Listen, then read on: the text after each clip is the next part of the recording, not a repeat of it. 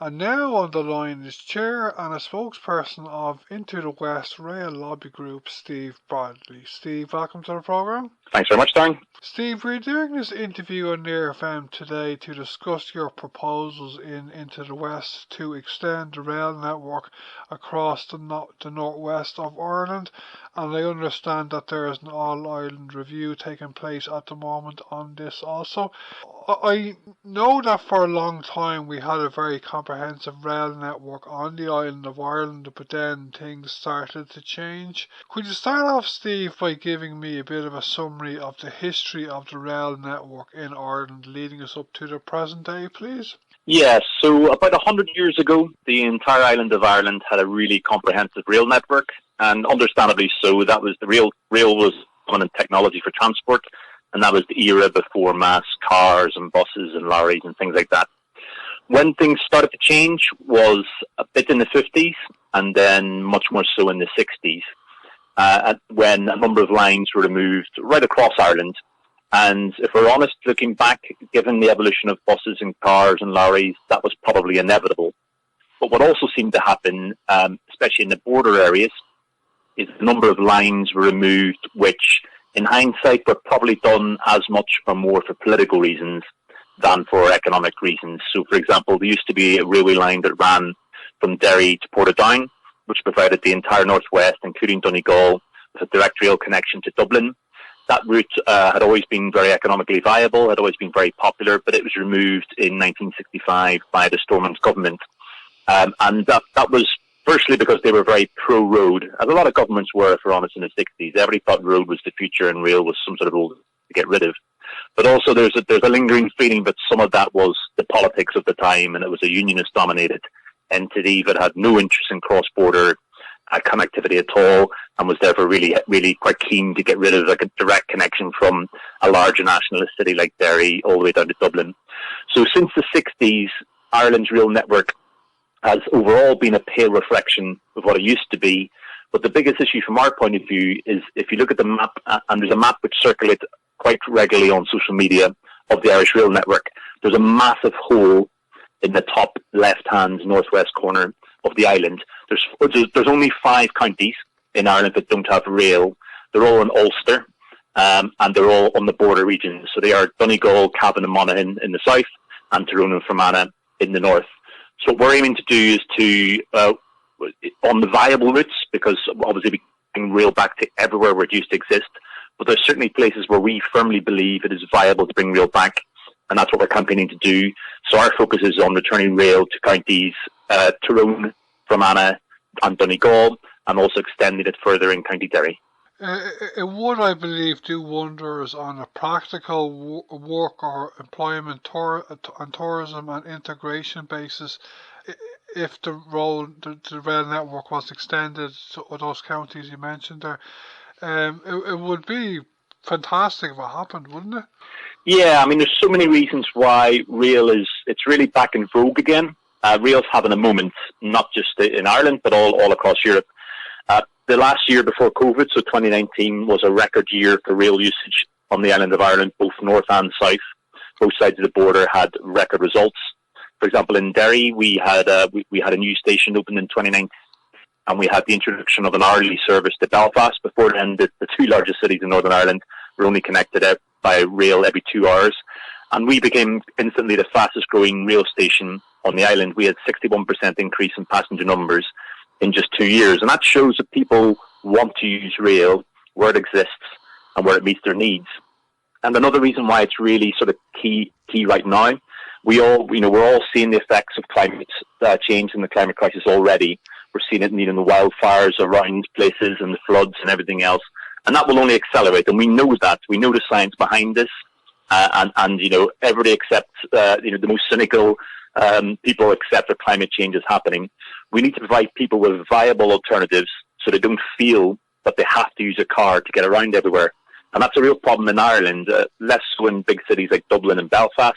But if you live anywhere else, if you live in the west of Ireland, you pretty much feel like you have to have a car to get around. And let's not forget there's a social justice angle in this, because a lot of people in the west of Ireland don't have a car, either because of where they live or because they can't afford it, Same actually in Dublin. A lot of your listeners won't have access to a vehicle, but it's easier if you're in Dublin to live your life without having access to a car than it is if you live in the west of Ireland or in the northwest in somewhere like Donegal. So this is about reversing the bad decisions of the past. This is about enabling Ireland to provide choice to its citizens so that we can choose a better way to get around, but we aren't effectively enslaved to only using the car. And it's about, the country taking climate change and the climate crisis seriously by helping its citizens and providing alternatives. And I guess one last point I'd add on this, Darren, is Project Ireland 2040 is the master plan for how the island of Ireland will change over the next 2 decades. And there will be 1 million extra people living in the state in the south. And it's important that, that's planned for in terms of where they live and everything else. That project has a plan to have 75% of all population growth in the state outside of Greater Dublin. So not even Dublin City, but outside of Greater Dublin, unless we provide good quality infrastructure in places like Donegal, Mayo, Sligo, and places like that. We haven't a snowball's chance in hell of getting 75% of that extra 1 million people to live beyond Dublin. So, it's about delivering regional balance. It's about spreading the economic benefits around. It's about enabling tourists to get on a train anywhere in the island and get to anywhere else without it either being impossible or without always having to go into Dublin and then back out again. And it's just about, creating a 21st century state and a 21st century island. And it has fantastic potential. And I hope your listeners are going to be thinking, it's unacceptable, the poor infrastructure we have on the island. It's unacceptable that there's a huge hole in the railway map in the top corner. And it's about time we did something to resolve that. Could you tell me a bit more about this all-island review that's happening at the moment? Yes, so the Transport Minister in the North, Nicola Mallon, and the Minister in the South, Eamon Ryan, have got together and are creating an all-island rail strategy, which the work on that is happening at the moment. It should be published next year. Now, what that does, there's a lot of work going on in terms of planning for rail in the north at the moment, and particularly we're pleased to say around the Derry area, where Nicola Mallon, the Minister, has been very supportive and has implemented a number of feasibility studies at the moment into new stations and things like that. But it makes no sense on a small island like Ireland to be dividing our rail network up into 2 small chunks, the north and the south. And it certainly makes no sense in a place like Derry and Donegal, which are effectively based. Derry City's hinterland is the county of Donegal. It's not the county of Derry, it's the county of Donegal. The county that has the largest amount of cross-border commuting in the Republic is Donegal, and those people are going into Derry. So given the limited population in that corner, it's impressive that it's not the corridor between Belfast and Louth and Dublin, where most people are travelling every day. It's that corner between Donegal and Derry City. But at the moment, the infrastructure there is terrible. There is no rail. And that's why it's important to take an all-island, island-wide perspective when we're looking at what could be improved. And there's also talk as well about, higher speed rail, not high speed because we're not going to get the Japanese bullet train in Ireland anytime soon. But we could have faster trains, certainly on the island. And the idea is looking at a network which could start from Derry to Belfast, Dublin, and on round to Cork and Limerick. And that's really exciting. So it's great that the ministers north and south have initiated this strategy. The proof will be in terms of what happens once that strategy is published. But I would be quietly hopeful and quietly confident that it will recommend some improvements to the rail network north and south, and hopefully some better integration. For example, it's unacceptable that the island's 4th biggest city of Derry doesn't offer a direct rail connection down to Dublin. So things like that, I would hope that review will change. Yes, there's a couple more questions, Steve. Okay, how much would it cost to complete the rail proposals that Using Into the West are proposing?